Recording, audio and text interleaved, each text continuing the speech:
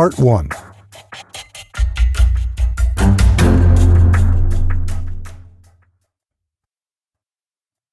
(1995). Gas prices average $1.09 per gallon.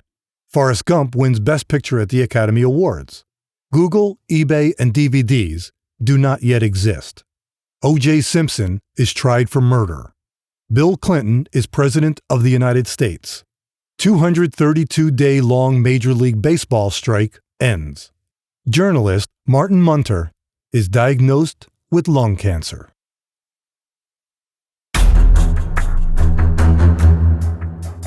Chapter 1.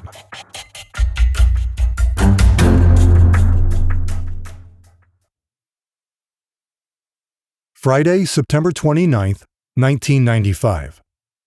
Martin Munter's row house, Philadelphia. For a man with less than a year to live, 7 days had been too much time to lose. Martin Munter took 2 weeks to prepare everything, twice as long as he had intended. Now, all that was behind him. He was ready. Despite the dull, relentless pain in his chest that radiated down into his lower back, he felt good. He felt great. He hadn't felt this good in months, maybe years, maybe ever. He believed the Lord helped those who helped themselves, and this was the proof.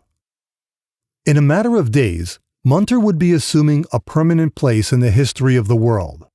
Then, no one would ignore him. No one would ever again succeed in pretending he didn't exist. But Munter couldn't rest quite yet, so he rose wearily from the work table in his living room and stretched. He paced. He opened dusty blinds and leaned against the window to see the sky. A perfect day, he thought when he saw the slate-gray clouds. Dark and ominous. God is the best set designer you could want. Munter sat down once more, anxious to complete his task. He needed to seal another 20 or 30 envelopes, and then that would be it. All 700 packages would be finished. 20 minutes later, he was finished. He got up from his chair and caught a glimpse of himself in the mirror that hung on the wall over the living room sofa. Drawn, nearly emaciated, older than his 56 years. Not a handsome sight. It enraged him to see it. He had taken care of himself. The body was a temple, a belief he had taken to heart at a young age. A lifetime of maintaining his temple, and now this. One thing was missing from the reflected image, he realized. There was no evidence of absolute evil. I don't think I look like the monster they're going to say I am. Each morning for nearly 2 weeks, the dying man had been getting up before dawn to seat himself at the work table. Nothing was more important to him than this project. The early hours had proven the best. He was strongest then. He'd make coffee and have high hopes of how many packages he'd be able to finish that day. But most mornings, after only a few hours of effort, he'd lose steam. The dexterity left his fingers. The muscles in his back stabbed at him, and then his eyes quit focusing on the close, exacting work, despite the assistance of the illuminated magnifying glass mounted on a swivel arm and clamped to the edge of the table. On those few mornings Munter felt he was able to work through the pain and discomfort, his body resisted him with another barrage of difficulties. Catching his breath required more and more effort. The dull pain in his chest tightened its grip, and the coughing fits became increasingly violent. Some days Munter would find the strength to work 3 or 4 hours, but that was his maximum. Then he'd have to quit. Getting to the sofa a few feet from the work table seemed like crossing the Serengeti, but he'd get there, ease himself down, pull up a blanket, and sleep for hours. Now that Munter had finally finished the most taxing part of the project, the assembly work, he felt better. The physical troubles had less impact on him. The tedium was over, and there, on the floor next to the work table, was the fruit of his labor. 6 large cardboard boxes holding 700 FedEx envelopes. each one stuffed and sealed, with a form attached that would direct the envelopes to addresses all over the United States. Once more, Munter did the mental calculations he had done many times before. $13 to ship each package, times 700 packages, $9,100. That was going to be the most money he'd ever spent at one time. In his pocket, in the wallet with the fake identification, he had a cashier's check for the exact amount of the shipping charges. He had called FedEx. No, he had been told, he wouldn't need to set up an account. No, the 700 envelopes all at once weren't a problem. Sure, they'd accept a cashier's check from a local bank. I am going to go through with this, he kept telling himself. Nothing was going to stop him, although he had good reason to give up. He'd been in pain, extreme pain. But he had a way around that. Munter would give himself an injection, a homemade combination of prescription painkiller and amphetamine, crushed together by mortar and pestle in his kitchen, mixed with water and injected into his arm. But he felt that was cheating. He had never used drugs. They defiled the temple. And if he started giving himself injections now, what would he do when his physical condition deteriorated even more and he really needed them? For the first time in his life, he found himself obsessively committed to something.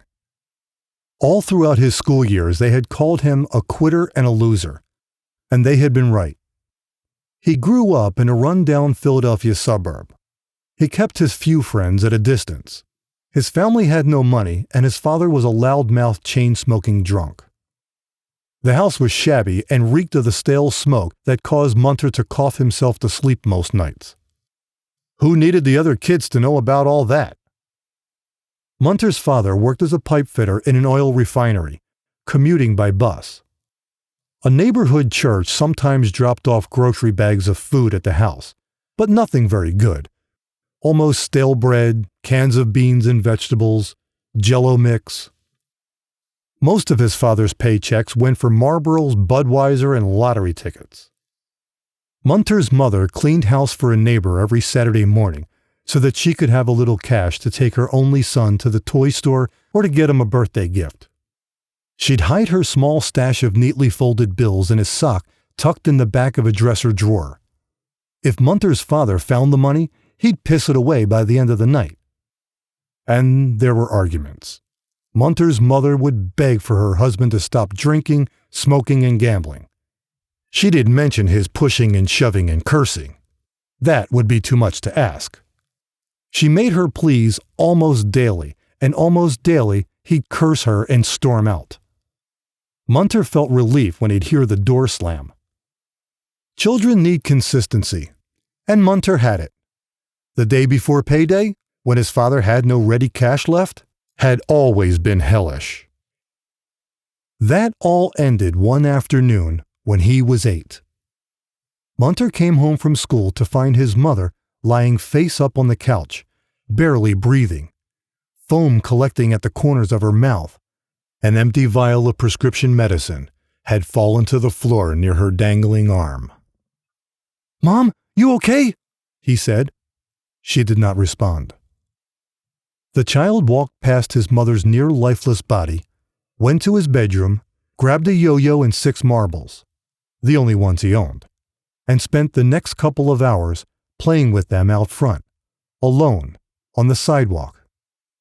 Within minutes of his father arriving home, an ambulance and police cars arrived. As dusk settled in, the boy stood with the neighbors, watching as his mother's body-bagged corpse was carried out. Later that week, the official autopsy report indicated that the cause of Mrs. Munter's death was suicide, and that she had died of a barbiturate overdose. Munter never understood why she'd intentionally leave him so alone. And another thing troubled him. His mother had taught him many things from the Bible, including the idea that suicide was a sin. Munter blamed his father. From that day on, he referred to his father only as her husband. He never again thought of the man as his father, only as her husband. "You loser," his father had said. "You didn't know enough to pick up the phone and call someone?